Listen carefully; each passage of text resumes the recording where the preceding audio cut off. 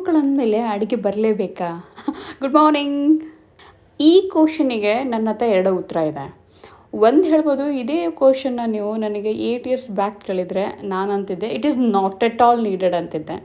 But ಈಗ ಕೇಳಿದ್ರೆ Yes it is needed. ನಿಮ್ಗೊಂದು ಮಾತು ಹೇಳಾ, ನನ್ನ ಮ್ಯಾರೇಜ್ಗಿಂತ ಮೊದಲು ಉಪ್ಪಿಟ್ಟಾಗಲಿ ಅವಲಕ್ಕಿ ಆಗಲಿ ಬೇಸಿಕ್ಲಿ ತಿಂತಾನೇ ಇರಲಿಲ್ಲ. ಬಟ್ ಈಗ 2 ಮಕ್ಕಳಾದಮೇಲೆ ನನ್ನ ಫೇವ್ರೇಟ್ ತಿಂಡಿ ಅನ್ಬೋದು ಅವೆರಡನ್ನು.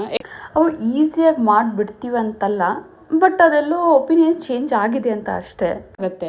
ಸೊ ನನ್ನ ಪ್ರಕಾರ ಮಕ್ಕಳಿಗೆ ಅಮ್ಮನ ಕೈ ರುಚಿಗೆ ಕಾಂಪಿಟೇಷನ್ ಎಲ್ಲೂ ಸಿಗೋದಿಲ್ಲ ಅಂತ ಹೇಳಿ.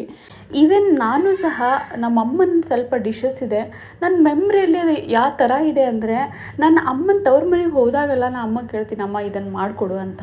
ನಾನು ಅದನ್ನು ಸಹ ಮಾಡ್ಬೋದು, ಬಟ್ ಆ ಟೇಸ್ಟ್ ಬರಲ್ಲ. ಅದು ಅಮ್ಮನ ಟೇಸ್ಟೇ ಇರುತ್ತೆ ಮಾಡಿದ ಅಡುಗೆ. ನಮ್ಮ ಅತ್ತೆಯವ್ರದ್ದಾಗಲಿ, ನಮ್ಮ ಹಸ್ಬೆಂಡಿಗೂ ನಮ್ಮ ಅತ್ತೆಯವ್ರ ಸ್ವಲ್ಪ ಡಿಶಸ್ ಇದೆ, ಅದೆಲ್ಲ ಅವ್ರಿಗೆ ತುಂಬಾ ಇಷ್ಟ. ರೀಕ್ರಿಯೇಟ್ ಮಾಡಿದರೂ ಸಹ ಆ ಟೇಸ್ಟ್ ಬರಲ್ಲ ಅಂತಾರೆ. ಸೊ ನನಗೆ ಅದೇ ಅನಿಸುತ್ತೆ, ಹೆಣ್ಮಕ್ಳಂದಮೇಲೆ ನನ್ನ ಮಕ್ಳಿಗೋಸ್ಕರ ಅಡುಗೆ ಕಲಿತು ಅವ್ರಿಗೆ ಆ ಮೆಮೊರಿ ಕೊಡ್ತಿದ್ದೀನಿ. ನಾಟ್ ಬಿಕಾಸ್ ಆ ಹೆಣ್ಮಕ್ಳಿದ್ದೀನಿ ಅಂತ ಮಾಡ್ತೀನಿ ಅಂತಲ್ಲ. ಸೊ ನೀವು ನಿಮ್ಮ ಒಪಿನಿಯನ್ನ ಶೇರ್ ಮಾಡಿ, ಕಮೆಂಟ್ ಮಾಡಿ. Thanks for watching this video and subscribing my channel. Thank you, ಧನ್ಯವಾದ.